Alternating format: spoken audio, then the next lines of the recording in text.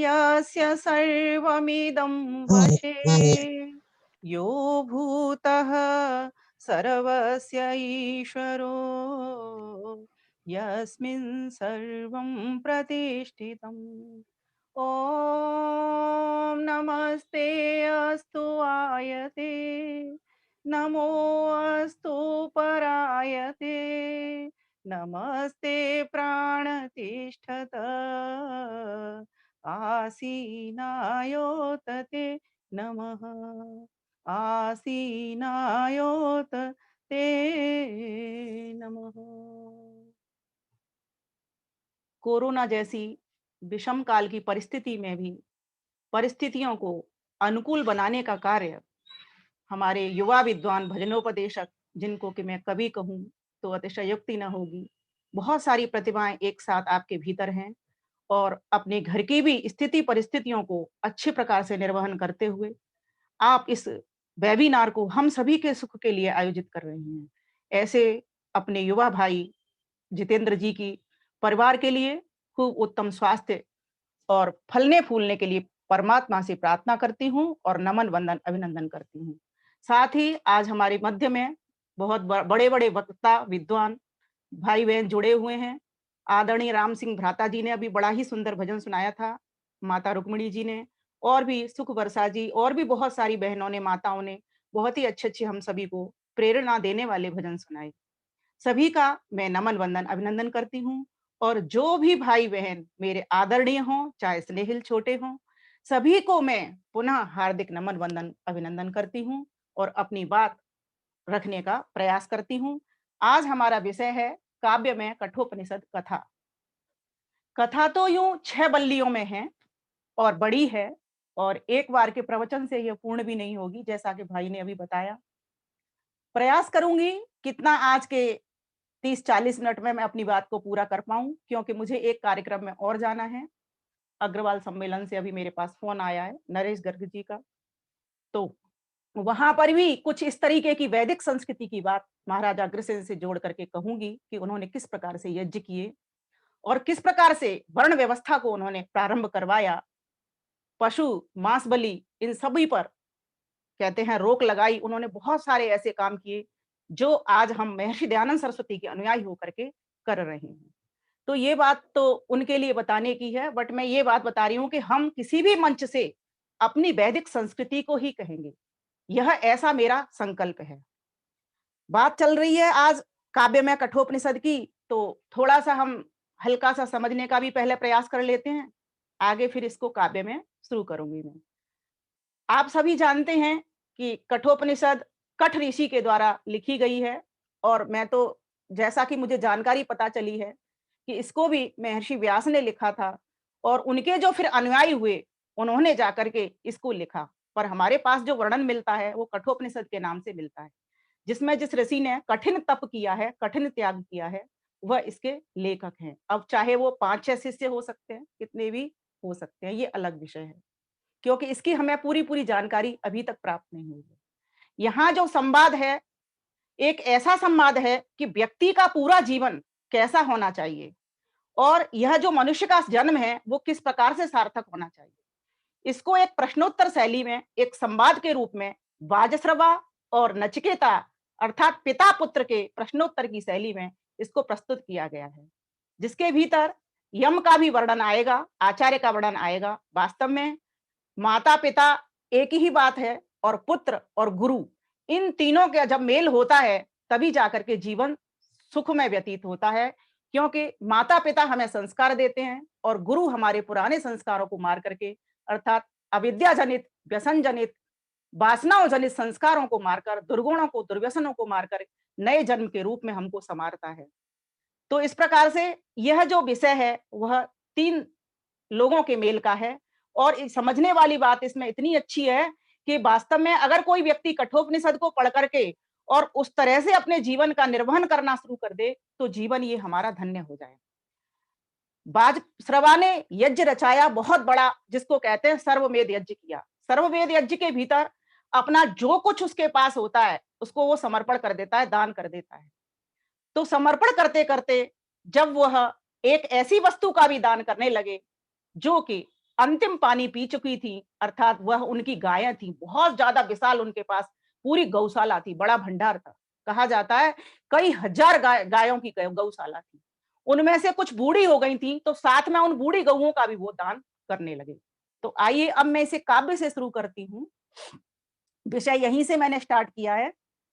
कठोपनिषद बल्ली प्रथम करते ऋषि उपाख्यान, पिता पुत्र की वार्ता प्रेरित करे महान। बोलो जय नचिकेता महाराज, बोलो जय नचिकेता महाराज।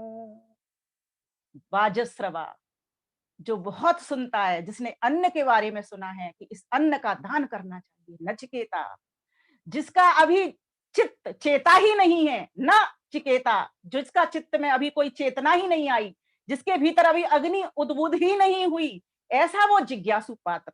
दोनों पिता पुत्र हैं। बाज श्रवारि सिवर थे न्यारे, मुक्ति की कामना विचारे। सोचा सब धन दान करूंगा, निष्कामी वन भव से तरूंगा। था नचिकेता जिज्ञासु बेटा, देते बूढ़े गऊ को देखा। तभी हृदय में श्रद्धा उभरी, कैसा पुण्य ये बुद्धि चक्री। किसी समय ये जल पीती थी, आज न यह पीती हैं पानी।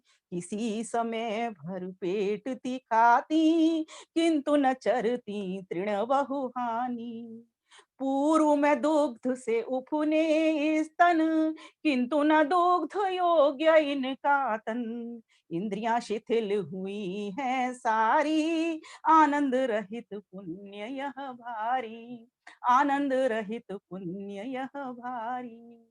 ये कैसा दान है पिताजी, आप ये क्या कर रहे हो? बूढ़ी बूढ़ी गऊओं का दान।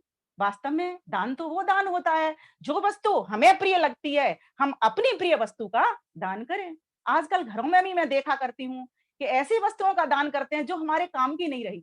साड़ी लाए हैं और हमें नहीं पहननी है, हमें अच्छा नहीं लग रहा उसका रंग रूप, तो सोचते हैं चलो किसी और को दे देते हैं। मना नहीं कर रही, राजसिक दान हो जाएगा, लेकिन सात्विक दान के लिए तो जो साड़ी आपको सबसे अधिक पसंद है उसी को ये सोच करके दो कि मैं तो पहनती ही हूं ऐसी, आज मेरी ये बहन पहनेगी, या आज मेरी ये सास पहनेगी, अगर या आज मेरी ये ननद पहनेगी। इस भावना का दान हो तो वो सात्विक दान होता है। यह छोटा सा बालक इस बात को विचार रहा है कि पिताजी सब कुछ दे रहे हैं, लेकिन साथ में ये ऐसा दान क्यों कर रहे हैं? ये गऊ तो दूध भी वहां पर जाकर के नहीं देगी। हालांकि उनके पिता ने कोई गलत नहीं किया, क्योंकि सभी सभी चीजें वो तो दे रहे हैं। और जब बूढ़ी गऊ हो जाती है तब सिर्फ दूध ही तो नहीं पिया जा सकता, लेकिन उसका गोबर, उसका मूत्र और उसकी ऑक्सीजन दी हुई, और उससे कई रोग वैसे भी मिटते हैं उसके ऊपर हाथ फेरो तो बूढ़े माता पिता हुए या बूढ़ी गऊ हुई, वो कोई खराब तो नहीं है किसी को देना। लेकिन हाँ इतना है कि जितना परोपकार जो दूध देती गऊओं से हो सकता है, और वो नहीं अब हो सकेगा, क्योंकि अब उसके कहीं जाएगी तो बछड़े भी नहीं होंगे, संतान भी उसकी नहीं होगी। तो बालक के मन के भीतर देखिए एक पृष्ठभूमि तैयार हो रही है। वो सोच रहा है कि अगर पिताजी अच्छी अच्छी चीजों का ही दान करें और इनका ना करें, तो इनसे इनकी निरासक्ति का पता चलेगा। आज तो देखो ये आसक्ति से भरे हुए हैं, कहीं ना कहीं मोह से भरे हुए हैं, इसीलिए ये इनका दान कर रहे हैं। पिता को तो बड़ा क्रोध आया सुन करके। पिता को देते दान जब, देख कहे सुकुमार। मुझे किसे दोगे पिता, चुप हो क्यों हर बार। क्योंकि बेटा बार बार कह रहा है पिता ये क्या कर रहे हो, तुम्हारी जो सबसे प्रिय वस्तु हो उसको तुम दान दो, यह मत करिए। लेकिन पिता हर बार चुप रहे। अंतिम बार में वो तीसरी बार में वो क्रुद्ध हो गए। तुझे मृत्यु को दूंगा प्यारे, पिता ने क्रुद्ध हो वचन उचारे। यह कैसा है न्याय विधाता, नचिकेता ये प्रश्न विचारे। नचिकेता करने लगा मन में सोच विचार।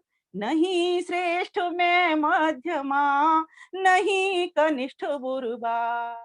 ठीक है, मैं अच्छा नहीं हूं, मध्यम भी नहीं हूं, लेकिन मैं इतना बुरा व्यक्ति तो नहीं हूं। पिता ये किस तरीके के मुझसे वचन बोल रहे हैं? तब कहता है क्या कर लेगी मृत्यु मेरा, चाहता हूं समाधान सवेरा। मरने से जो भय होता है, काटना चाहता बंद का फेरा। आती जाती देखिए दुनिया, ज्यों अनुत्पन्न पके खेतियां। नष्ट होना फिर उत्पन्न होना, खेलिए मृत्यु जगत का जोना। नचकेता वैश्वर नहाती, दैत्यमान ब्राह्मणता अतिथि। पहुंच गया द्वारे यमचार्य, 3 दिवस भूखा रहा द्वार। 3 दिवस भूखा रहा द्वार। तब फिर वो चिंतन करता है कि जब उन्होंने कह दिया कि जा, मैंने तुझको मृत्यु को दे दिया, जा, मैंने तुझे यम को दे दिया। अब यम के दो अर्थ होते हैं, एक मृत्यु, और वास्तव में जो गुरु होता है, आचार्य होता है, आचार्य वही मृत्यु। यह हमारे शास्त्र में हमको वर्णन मिलता है। आचार्य मृत्यु ही नहीं, मृत्यु के साथ जैसे जन्म जुड़ा रहता है, वैसे आचार्य शिष्य के अपनेपन को मारकर उसको दूसरा जन्म दे देता है। इसीलिए वैदिक साहित्य में लिखा है कि आचार्य शिष्य को 3 दिन और 3 रात गर्भ में धारण करके नया जन्म देता है। ये हमको प्रकरण भी मिलता है, तीसरो रात्रि गर्भे विभर्ती। 3 रात्रि वो गर्भ के भीतर धारण करता है। जैसे माता पिता उसको 9 मास रखते हैं, उस प्रकार से गुरु उसको 3 रात्रि अपने गर्भ के भीतर रखता है। तो इस प्रकार से यहाँ इसका प्रकरण का थोड़ा सा मतलब समझ लेना चाहिए। तो नचिकेता भी 3 दिन और 3 रात बिना खाए पिए मृत्यु के दरवाजे अर्थात यमाचार्य के दरवाजे पर पड़ा रहा। ऐसे ही रहा जैसे ब्रह्मचारी आचार्य के गर्भ में रहता है, अपने पिछले रूप को मारकर और नए जन्म की तैयारी वो करता है। तो अब नचिकेता पड़ा रहा है, आचार्य मिले नहीं है वहां पर, तो जो उनके पुत्र शिष्य वगैरह होंगे, उन्होंने उनको देखा है पड़े हुए, उनको जल वल दे रहे हैं। इस प्रकार का वर्णन यहाँ मिलता है। अब 3 दिवस के बाद में आचार्य घर आ जाते हैं। तब तक नचिकेता भूखा ही यमाचार्य की प्रतीक्षा में बैठा रहा है, क्योंकि उसको तो जो भूख थी वो कुछ और ही जाने की थी, और ही वो कुछ जानना चाहता था। आएंगी वो बातें भी आगे आगे। तो कहा, आगे कहा, जिस घर ब्राह्मण भूखा रहता, उसका प्रभु सब कुछ हर लेता। आशा और प्रतीक्षा उसके, नष्टों साधु संग फल मुख के। इष्ट और आपूर्त कर्म सब, यज्ञादि परोपकार धर्म सब। पुत्र पशु धन धान्य से वंचित, व्यर्थ होए शुभ कर्म जो संचित। तो कहा जाता है कि अगर किसी के घर में अतिथि जाए और वो भूखा प्यासा रहे, तो जो यजमान है जिसके घर में वो गया है, जिस आचार्य के घर में गया, उसके सारे तो पुण्यों को खींच लाएगा और पाप उसके पास छोड़ आएगा। वास्तव में ये है भी बड़ा ही विज्ञान सम्मत नियम भी, कि अगर कोई व्यक्ति के घर में कोई अतिथि आ जाए और हम उसकी सेवा ना कर पाए, वो व्यक्ति उसकी सेवा ना कर पाए, तो कितना बुरा आशीष उसके भीतर से निकलता होगा।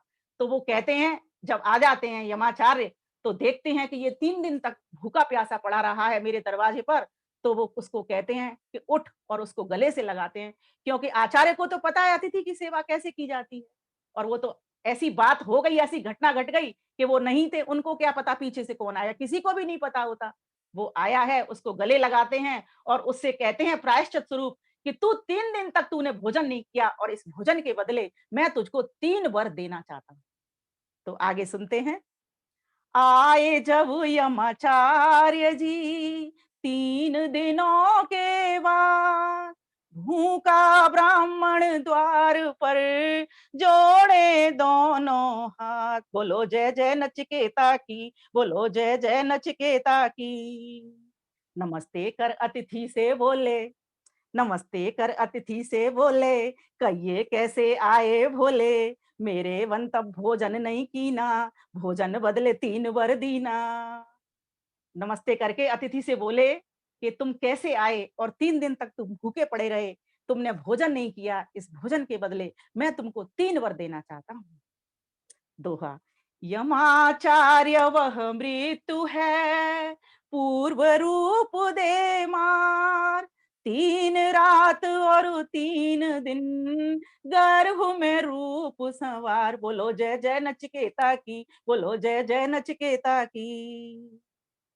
यमाचार्य के कहने पर नचिकेता का प्रथम वर मांगना। अब वो वर मांग रहा है नचिकेता। पहला वर मांगे नचिकेता, शीघ्र शांत हो मेरे श्री पिता। जब मैं पिता से घर को लौटूं, बोले खुश हो पिता से भेंटूं। यमाचार्य ने तथास्तु कह दिया, पिता के परिचय साथ। अरुण पुत्र उद्दाल की, देख सोए सुख साथ। यमाचार्य ने तथास्तु कहा, पिता के परिचय साथ। अरुण पुत्र उद्दाल की, तुझे देख सोए सुख साथ। तथास्तु, ऐसा ही होगा। तुम्हारे पिता जब तुम घर पे जाओगे तो तुम्हें प्यार से गले से लगा लेंगे और तुम्हारे साथ में सुखपूर्व शयन करेंगे, जागरण करेंगे, विहार करेंगे। तो यहाँ पर एक परिचय भी दे दिया कि वो कौन है तुम्हारे पिता। तो बाजश्रवा जो हैं वो अरुण पुत्र उद्दाल की हैं। इनका जो परिचय मिल रहा है वो इस तरह का परिचय है। तो यमाचार्य के कहने पर अब नचिकेता से कहा, जब यमाचार्य ने अब दूसरा वर मांग, ये तो तेरा वर हो गया, तो दूसरा वर मांगता है। दूजा वर मांगे नचिकेता, स्वर्ग साधक अग्नि होती क्या, मृत्यु न जरा जहां भूख न प्यास, द्वंद्व रहित बहु आनंद आत। यमाचार्य तुम जानते उसको, करो कृतार्थ उपदेश दो हमको, दूजा वर ये तुमसे चाहूं, जान उसे अमृत पद पाऊं। यमाचार्य बोले नचिकेता, सुन रहस्य हो एकाग्र चित्ता, लोक प्राप्ति आधार है अग्नि, ये अग्नि गुहा सवार में अग्नि। तो यहाँ पर जो बात आई वह यह चली कि किस प्रकार से उसने प्रश्न कर दिया कि ये स्वर्ग साधक अग्नि होती क्या है, अर्थात यह जो अग्नि है ये होती क्या है। मैं दूसरा प्रश्न ये जानना चाहता हूं जिससे सुख की प्राप्ति होती है, क्योंकि कहा जाता है स्वर्ग कामो यजो यजेत, स्वर्ग कैसे प्राप्त होता है, यज्ञ करने से प्राप्त होता है। तो मैं इसका रहस्य जानना चाहता हूं स्वर्ग का। तो फिर अब यमाचार्य उत्तर देंगे उसको दूसरे प्रश्न का। यमाचार्य ने दे दिया अग्नि आदि उपदेश, जो जितनी जिस प्रकार की ले जाए यहाँ से ही। जैसा का आचार्य ने उसको वैसा सुना दिया त्यों गुरु को, नचकेता की कुशाग्र बुद्धि देख प्रसन्न हुई संतुष्टि। यमाचार्य खुश हो कहते हैं, एक नया वर तब देते हैं, नाचकेत अग्नि से कहेंगे, नचकेता सम्मान करेंगे। जो भी त्रिनाचकेत बनेगा, त्रियाश्रम श्री त्रिसंधि पार करेगा, शुद्ध ज्ञान शुद्ध कर्म उपासना, तीन कर्म भव पार तरेगा। दो के मेल से अग्नि उत्पन्न, आश्रम ज्ञान हो ज्ञान समुन्नत, जो करे तृण आश्रम सुखदाई, संधि संध्या कर भव तर जाई। तो अब उन्होंने कहा, उसका जब वार्तालाप आपस में हुआ, वार्ता ऐसी हुई तो उसकी कुशाग्र बुद्धि को, नचिकेता की जिज्ञासु बुद्धि को, तीव्र बुद्धि को, कुशल बुद्धि को यमाचार्य ने पहचान लिया कि बोले बात ऐसे बनेगी नहीं, ये पूरा पूरा जान करके समझ करके ही रहेगा। तो वो उसका उत्तर दे रहे हैं कि ये त्रिनाचकेत अग्नि होती क्या है। तो कहा उन्होंने कि देखो, चार आश्रम होते हैं, जैसे ब्रह्मचर्य पहला आश्रम, दूसरा गृहस्थ आश्रम, तीसरा वानप्रस्थ आश्रम, चौथा संन्यास आश्रम, ठीक है। और इन चारों आश्रमों से हर व्यक्ति को निकलना होता है, क्योंकि हमें ईश्वर ने खुद ही ये चार आश्रमों की व्यवस्था दी है। वेद के भीतर मंत्र भी आता है। फिर अब इन चार आश्रमों की तीन संधियां होती हैं, जैसे ये चार उंगली, ये ब्रह्मचर्य, ये गृहस्थ, ये वानप्रस्थ, ये संन्यास। अब इनकी संधि कैसे बनेगी, इनकी तीन संधियां बनेगी। ब्रह्मचर्य से गृहस्थ में जाने के लिए एक संधि, मान लीजिए एक चोटी इसकी और एक चोटी इसकी बांधी, एक संधि ब्रह्मचर्य की हो गई। ये दूसरी संधि अब गृहस्थ से वानप्रस्थ की, ये हो गई, यहां बंध गई। अब तीसरी संधि होगी वानप्रस्थ से संन्यास की, यहां बंध गई। तो ये तीन संधियां होंगी। इन तीन संधियों को जो भी व्यक्ति पार कर लेगा उसको त्रिनाचकेत अग्नि से कहा जाएगा।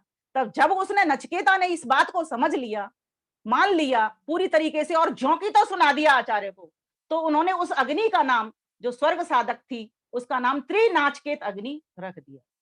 तो ये हम सभी के लिए जरूरी है कि हम, होता क्या है कि हम लोग ब्रह्मचर्य से गृहस्थ आश्रम में चले जाते हैं। अब गृहस्थ आश्रम में ऐसे फंसे रह जाते हैं कि हम उस दूसरी संधि में पहुंच ही नहीं पाते हैं। बच्चों में, अपने परिवार में, मोह में, माया में इस तरीके से घुल मिल जाते हैं कि हम वानप्रस्थ तक पहुंच ही नहीं पाते हैं। और अगर वानप्रस्थ भी किसी भी तरीके से अगर हम पहुंच गए तो या तो पीछे लौट आते हैं, अगर नहीं लौटते तो संन्यास में पहुंच ही नहीं पाते। तो इस प्रकार की हमारी स्थिति होती है। तो ये नचिकेता के संवाद के द्वारा हमारे लिए समझने के लिए ये है कि ब्रह्मचर्य तो ज्ञान की अग्नि है। 25 वर्ष तक युवक ज्ञान प्राप्त करता है गुरु के आश्रम में रह करके, गुरुकुल में रह करके, विद्यालय में रह, 25 से 50 वर्ष फिर उस ज्ञान को पल्लवित करने का, पुष्पित करने का, फलीभूत करने का समय आता है। व्यक्ति को ज्ञान सिर्फ ज्ञान लेने से नहीं होता, जब तक वो कर्मों में नहीं उतार लेता। तो कर्म करने के लिए जो आश्रम था, गृहस्थ आश्रम, वो बहुत जरूरी होता है। तो गृहस्थ आश्रम से फिर वानप्रस्थ आश्रम। अब गृहस्थ में ही ना फंसा रह जाए व्यक्ति, गृहस्थ का जो कर्म किया है, अब उन कर्मों को, जो सांसारिक कर्म थे, उनको तो एक साइड में रख दे, और वानप्रस्थ में जाने के लिए थोड़ा सा आत्मनिरीक्षण परीक्षण, अपना सेल्फ इंस्पेक्शन वो करना शुरू करे। तो इसके लिए वानप्रस्थ आश्रम में उसे घुसना ही पड़ेगा। अब वहां तक हम जा नहीं पाते, हम गृहस्थ से गृहस्थ में ही आते हैं और गृहस्थ के ही भोगों को भोग करके और चले जाते हैं। भोगा न भुक्ता वै में भुक्ता। और ये हम सभी जानते हैं कि आज तक हमने कितने भी भोग बोए, इनसे कभी किसी को पूरी तृप्ति हुई नहीं, क्योंकि संसार के पदार्थों में पूरी तृप्ति है ही नहीं, अधूरापन है। सुख है तो दुख है, दुख है तो सुख है। तो इस प्रकार से वो कह रहा है, त्रिनाचिकेत अग्नि को, त्रिनाचिकेत अग्नि को जो लेता सम्यक जान, सिद्ध करे उससे सुपथ हो उसका कल्याण। मृत्यु के पाशों को काटे, रोग शोक फिर कबहू न चाटे, पुरुषार्थी योगावासी हो, पावे सुख औरों को बांटे। दूजा वर दे कर यमाचार, कहते मांग अब तीजा वर, जिससे निश्चिंत हो जाऊंगा देकर तुझको तीनों वर। अब यमाचार्य कह रहे हैं कि मैंने अब तुम्हें ये रहस्य बता दिया, तुम्हें इन 3 संधियों, मुझे ये भी विश्वास हो गया है तुम इन 3 संधियों को पार कर लोगे। तुम, क्योंकि तुमने मुझे पूरी पूरी बात बता दी और तुम्हारी जिज्ञासा भी समझ ली है, तुम्हारी कुशाग्र बुद्धि भी मैंने समझ ली है। इसीलिए एक माला उसके गले में नचिकेता के में यमाचार्य ने पहना दी, अर्थात उसको एक शाबाशी के रूप में, एक उपहार स्वरूप उसको एक माला पहना दी। और हम सब के लिए भी एक शिक्षा बन गई कि हम सभी को भी स्त्री नाचिकेत अग्नि में, जो व्यक्ति गृहस्थ में प्रवेश लिया है वो गृहस्थ तक ही सीमित ना रह जाए। 50 वर्ष, अर्थात अब आज के हिसाब से देख लो तो बच्चों की शादी 60 वर्ष तक जब हो जाते हैं हम, तब हो पाती है। तो मैं तो कहती हूँ चलो वहीं से शुरू कर लो, और या फिर 50 के हो गए हैं तो वहीं से घर के भीतर रहते हुए भी वानप्रस्थियों की तरह रहना शुरू कर लो। अपना स्वाध्याय, लेखन, पठन, मनन, चिंतन, जैसा कि आजकल हम लोग कर रहे हैं, इसी तरीके से जो भी व्यक्ति जिनके बच्चे की शादी भले ही नहीं हुई है, अगर वो 50 वर्ष पार कर गया है तो उस संधि में घुसने की वो पूरी पूरी तैयारी अभी से करना शुरू कर दे। आत्मनिरीक्षण करे, मनन करे, चिंतन करे। ये कथा हमको ये सिखाती है। तो आगे देखिए फिर क्या कहा। यमाचार्य के कहने पर नचिकेता अब तीसरा वर मांग रहा है, क्योंकि 2 उसने मांग लिए और दोनों वरों के लिए यमाचार्य ने उसको तथास्तु कह दिया। नचिकेता कहता है मृत्यु से, नचिकेता कहता है मृत्यु से, क्या होता है मृत्यु पश्चात, क्या मरने पर मनुज ही बनते, पूछता हूँ होकर प्रणिपात, पूछता हूँ होकर प्रणिपात। अब जब तीसरे वर को मांगने की कहा तो बोले कि मैं तो ये जानना चाहता हूँ कि मृत्यु का रहस्य क्या है। जब यह शरीर को ये आत्मा छोड़ देता है उसके बाद किस जन्म में ये जाता है, क्या कर्म फल होता है, क्या इसकी गति होती है, मैं इस आत्मा का रहस्य जानना चाहता हूँ। तब फिर यमाचार्य कहते हैं, यमाचार्य देते हैं उत्तर, पूछते आए पूर्व भी उत्तर, अणुधर्म ये सूक्ष्म विषय है, बाधित ना कर मांग और वर। फिर यमाचार्य कहते हैं ये तो बहुत ही सूक्ष्म विषय, अणु विषय, आत्मा का विषय है। मेरे प्यारे बेटे, तू ये मत, इस बात को मत जान, तुझे क्या करना, बस तूने 2 बात समझ ली, तेरे लिए ये बहुत है। दोहा, नचिकेता कहने लगा, सत्य कहते हो गुरुवर, पर तुम ही सबसे श्रेष्ठ है, तुमसे और न कोई बढ़कर, ईश्वर के नहीं तुल्य और वर, दूजा वर हो सकता है, स्वयं मृत्यु ना जाने इसको, ऐसा कैसे हो सकता है। हे आचार्य, आप तो स्वयं मृत्यु हो।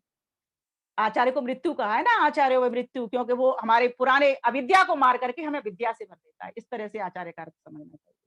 तो आप तो सबसे ज्यादा श्रेष्ठ हो और आपको तो ये सब रहस्य पता है, फिर आप मुझसे क्यों छुपा रहे हो, आप इसको कह दो मेरे समक्ष, जिससे मुझे उस बात का बोध हो जाए। और आचार्य क्यों रोक रहे हैं, क्योंकि वो समझना चाहते हैं कि इसकी जिज्ञासा भी यहीं तक है या और आगे बढ़ रही है। तो आचार्य उसको रोक रहे हैं, लेकिन वो रुकने में नहीं आ रहा। जो व्यक्ति नचिकेता की तरह व्यवहार करता है, अर्थात विद्या में कभी भी ये नहीं सोचता कि मेरी विद्या पूर्ण हो गई, और खाने पीने की, पहनने की सामग्री में तो नहीं नहीं नहीं होनी चाहिए, लेकिन विद्या के मामले में और इस तरीके की जिज्ञासा उठनी चाहिए।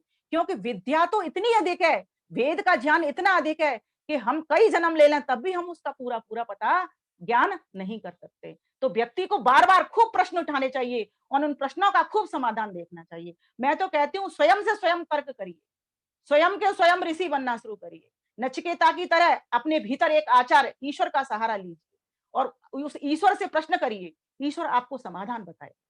तो कहा यमाचार्य का नचिकेता को फिर अब अणु आत्मा के संबंध में बता रहे हैं वो। कुछ-कुछ टाल रहे हैं, कुछ-कुछ कह रहे हैं और उनसे कह रहे हैं, थोड़ा-सा लोभ दे रहे हैं, थोड़ा-सा प्रलोभन दे रहे हैं कि चलो इस तरह से मान जाए और मुझे ये बात आगे नहीं कहनी पड़ेगी। लेकिन उनके पीछे उसका जो भाव है, वो उसकी परख करना है मात्र जिज्ञासु की, शिष्य की। तो क्या कहते हैं, देख तू क्या ले ले मेरे से, 100-100 वर्ष के पुत्र पौत्र ले, पशुओं में गौ घोड़े अश्व ले, बड़ी बड़ी जायदाद जमीनें, जब तक जीना चाहे वर ले, वर के बराबर और चीज ले, धन और धान्य दीर्घ जीवन ले, बड़ी भूमि का शासन मांग, सभी कामना पूर्ण हो मांग। मर्त्य लोक की सभी कामना, रथ स्त्री सुख मांग दामना, पर न मांग मृत्यु के बाद क्या, गाजे वाजे ले ले सुख गना। सब कुछ ले ले, पशु ले ले, धन दौलत ले ले, हीरे जवाहरात ले ले, खूब अप्सराएं ले ले, सब कुछ ले ले, मैं तुझे चक्रवर्ती सम्राट तक बना दूंगा, सब कुछ दे दूंगा, पर तू मुझसे इस आत्मा के बारे में मत पूछ। सुना ये जब नचिकेत ने जोड़े दोनों हाथ, गुरुजी नश्वर संपदा रहे न किसी के साथ। वो भी कम नहीं है, बहुत ज्ञानी है नचिकेता। जिज्ञासु व्यक्ति हो ही ज्ञानी जाता है क्योंकि बार बार उसके प्रश्न उठते हैं, बार बार उसका समाधान वो लेता है। नचिकेता कहता है यम से, देखो कितनी सुंदर बात कहता है।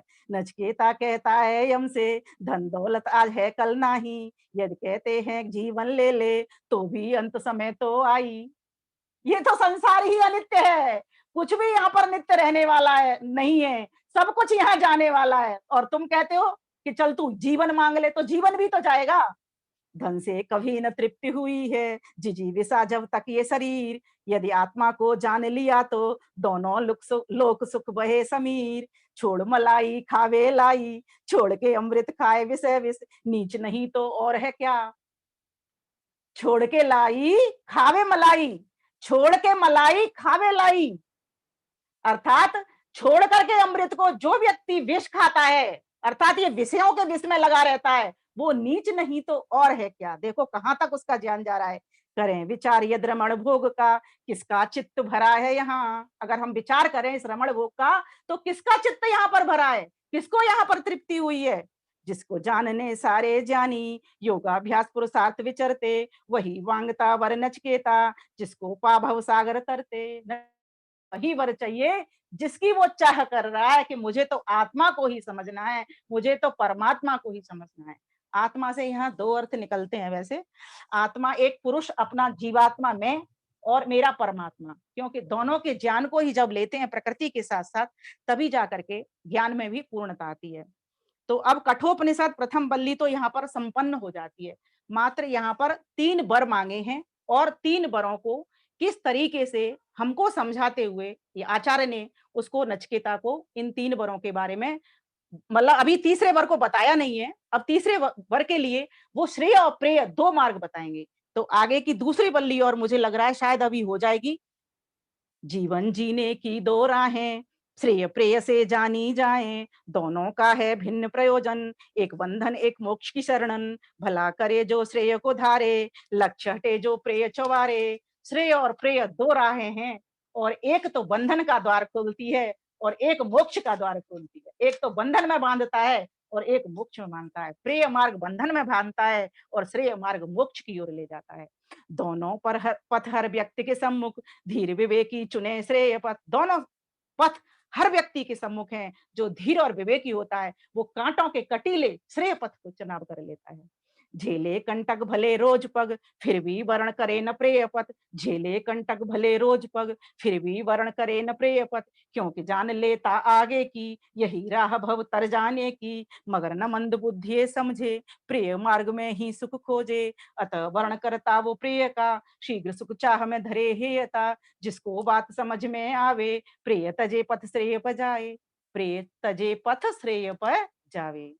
हे नचिकेता मान गया मैं, यमाचार्य बोलते हैं, हे नचिकेता मान गया मैं, तेरा निर्णय स्वागत योग्य है। प्रिय व प्रिय रूप मन व इंद्रियां खींच न पाए कामना भोग्य। समझ लिया शिष्य कैसा है, वास्तव में ये पात्र है। और जब पात्र ऐसा हो, कहीं से टूटा फूटा ना हो, साफ सुथरा हो, तो उसमें कोई भी चीज डालो तो वो चीज का भी एक महत्व पता चलता है सामने। हम देखते हैं ना घरों में, अगर गंदे बर्तन में, झूठे बर्तन में, टूटे फूटे बर्तन में कोई सामान डाला जाए तो कितना सामान, अच्छा सामान भी बुरा लग जाता है। लेकिन यहाँ देख रहे हैं पात्र कितना अच्छा है, कितना स्वच्छ है, कितना साफ है, कितना निर्मल है, कितना पवित्र है और साबुत है, कुशल है, मजबूत है।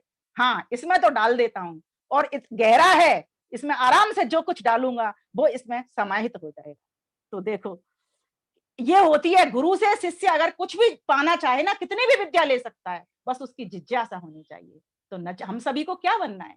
हम सभी को नचिकेता बनना है। मैं तो कहती हूँ बच्चों के नाम रखिए, बेटा हो नाचकेत कर दीजिए, बेटी हो नचिकेता कर दीजिए। कितने सुंदर नाम है। क्योंकि जब तक व्यक्ति के भीतर ये जिज्ञासा का भाव नहीं आता, तब तक वो आगे अपनी मंजिल को प्राप्त कर ही नहीं सकता। कोई भी वस्तु हो, किसी भी चीज की जिज्ञासा हो, जब हम उठाते हैं तभी जाकर के उसका समाधान भी पाते हैं।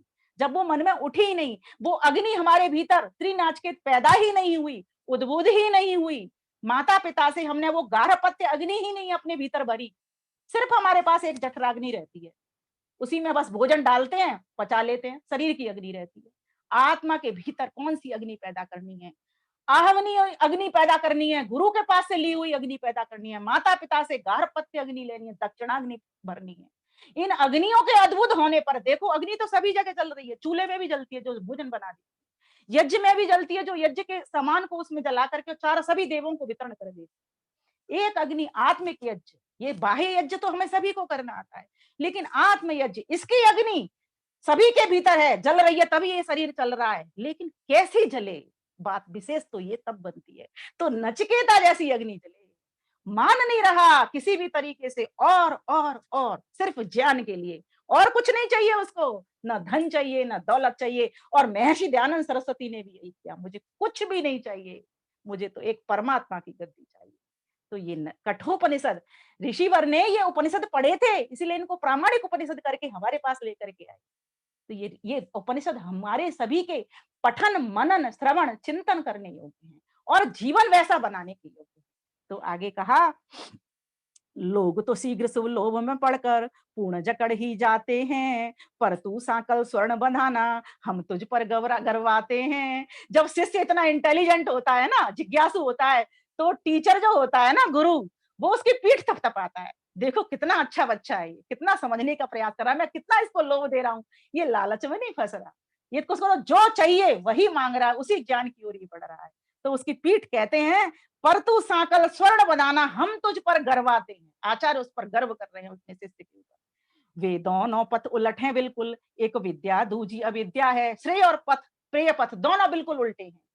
वे दोनों पथ उलट हैं बिल्कुल, एक विद्या दूजी अविद्या है। पर तू श्रेय पथिक विद्यार्थी कामनाओं से दूर हुआ है, ललचा सकी न तब कामनाएं, प्रेम मार्ग को नहीं छुआ है। तेरे कार्य को देख अचंभित गर्व से सीना बढ़ा हुआ है, वरना लोग जो अविद्यारत हैं, सांसारिक भोगों में लिप्त हैं, उसी में उलझे भ्रमते फिरते, अंधा अंधे को राह दिक्कत है। लोग तो उसी तरीके से लगे हुए हैं जैसे अंधा और अंधे को रास्ता दिखा दे। लेकिन तू तो बिल्कुल उल्टा है, तू उनका जैसा नहीं है, तू विद्या को सही मायने में पाना चाहता है। और बहुत सारी विद्या तो जब वो पिता से अलग हुआ है तब उसके पास थी, तभी तो वो इस बात को कह रहा है। वो समझता है सात्विक दान का महत्व क्या है, और वो यह भी समझता है कि अब मेरा नंबर आचार्य के पास पहुंचने का है। इसीलिए वो कहते हैं, पिताजी अपनी सबसे प्रिय वस्तु को दे दो और मैं तुम्हारे लिए सबसे प्रिय हूं, तुम मुझे ही दे दो।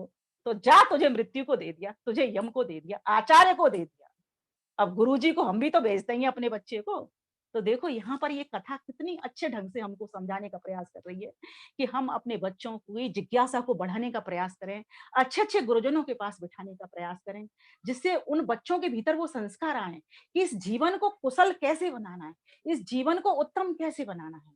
तो कहा आगे, तेरे कार्य को देख अचंभित गर्भ से सीना बड़ा हुआ है। वरना लोग जो अविद्यारत हैं, सांसारिक भोगों में लिप्त हैं, उसी में उलझे भ्रमते फिरते, अंधा अंधे को राह दिक्कत है। भले उम्र से बड़ा है लेकिन फिर भी बुद्धि से बच्चा ही है। धन से ऊपर सोच न रखता, चाहे नैया भंवर अटकी है। यम नियमों की राह न सूझे, मोह में डूबे भोग ही बूझे। इसी लोक को सब कुछ जाने, स्वर्ग लोक ना दूजा माने। ऐसा व्यक्ति बार बार फिर मृत्यु के चंगुल में फंसता, बार बार इस जन्म मरण के भवबंधन में ही गिर पड़ता। अब देखो, बहुतों को सुनने नहीं मिलता, बहुत लोग उसकी सुनते हैं। वो परमात्मा कैसे, कुछ उसको नहीं जान है पाते, कुछ उसकी तो कथा कहते हैं। जो कहते वे विरले जन हैं, पाने वाले अग्रणी मन हैं। सौभाग्यशाली विरले करें वे, कुशल गुरु उपदेश श्रवण है। विषय बड़ा ये गहन है, कहे यमाचार्य नचिकेत। बड़े भाग्य से मिलत है सदगुरु मुख उपदेश। बोलो भाई जय नचिकेता की, बोलो भाई जय नचिकेता की, बोलो भाई जय नचिकेता की। चाहे कितना सोचें समझें, पर बिन गुरु आत्मा ना खोजें। उत्तम गुरु ही ज्ञान ठीक दे, सदगुरु बिन न विवेक कोई पावे। अणु प्रमाण है, सूक्ष्म तर्क है, इंद्रियों से वो परे अदृश्य है। सच्चा गुरु उसको बतलावे, पासद ज्ञान परम पद पावे। पासद ज्ञान परम पद पावे। जो बुद्धि मैंने तब दी है, तर्क वितर्क कर हटा न लेना। धैर्यवान सत्य का खोजी तू, बुद्धिमान प्रिय बनकर रहना। ब्रह्म के ज्ञान तभी होता है, शिष्य भी एकाग्रचित सुनता है। गुरु चाहे शिष्य भी वैसा हो, जिज्ञासु प्रभु तुझ जैसा हो। धन संपदा नहीं है स्थिर, जानता हूं मैं नश्वर संसार। इसीलिए इस नाचिकेत अग्नि को चयन किया साभार। तीनों संधियां तीन चारों आश्रम पार किए तब जाना ये सब। नित्य अनित्य का बोध कराए, आत्मज्योत मिलती है जान कर। जिससे कामना पूर्ण हो भौतिक, सभी कामना तूने छोड़ी। लोकेशना वित्तेषणा पुत्रेषणा, निर्भीकता की सीमा तोड़ी। यश कीर्ति जय जय तव लौकिक, पद पैसा व प्रतिष्ठा छोड़ी। हे धीर वीर प्रिय शिष्य नचिकेता, गर्व से ऊंची हुई मम ठोड़ी, गर्व से ऊंची हुई मम ठोड़ी। शिष्य को समझा भी रहे हैं और शिष्य पर गर्व भी महसूस कर रहे हैं। ऐसा गुरु शिष्य का संवाद होना चाहिए और ऐसे गुरु शिष्य होने चाहिए। आज ये देखने को नहीं मिलते। आज कैसे मिलते हैं? गुरु लोभी शिष्य लालची, दोनों खेलें दाव, और भवसागर में डूब कर बैठ पत्थर की नाव। दोनों भवसागर में वास्तव में मरने लायक ही हैं। गुरु को पैसा चाहिए और शिष्य को क्या चाहिए? दोनों एक जैसे हो गए। दोनों, एक लोभी है तो दूसरा लालची। कम पैसे से मेरा काम हो जाए, बिना पढ़े ही मेरा काम हो जाए, इस तरह की भावना लेकर के शिष्य चलता है। लेकिन कैसा होना चाहिए हम सभी को? नचिकेता और यमाचार्य जैसा होना चाहिए। तो अब यमाचार्य जी नचिकेता को आत्मा का उपदेश करेंगे। इसको हम अगले भाग में सुनेंगे। और अगर आपको अच्छा थोड़ा-सा भी लगा है, तो थोड़ा-सा मुझे कमेंट रूप में बताएँगे और कुछ सुधारने करने का भी प्रयास हो, क्योंकि मैंने अभी ये जो काव्य लिखा है, इसको प्रथम बार ही आपके समक्ष पढ़ा है। जैसे-जैसे पढ़ती जाऊँगी, इसमें शैली में और भी रोचकता आएगी, सरसता आएगी, और भी अच्छे प्रकार से मैं कह पाऊँगी। अभी हमारी सिर्फ़ ये दूसरी वल्ली भी अभी पूरी नहीं हुई है, इसमें भी थोड़ा-सा प्रसंग बचा हुआ है। इसमें 6 वल्लियाँ हैं और मुझे लगता है कि 2-3 भागों में ये हमारी 6 वल्लियाँ, 3 या 4 भागों में हमारी 6 वल्लियाँ पूरी हो जाएँगी। तो आप सभी का धैर्यपूर्वक, ध्यानपूर्वक सुनने के लिए बहुत-बहुत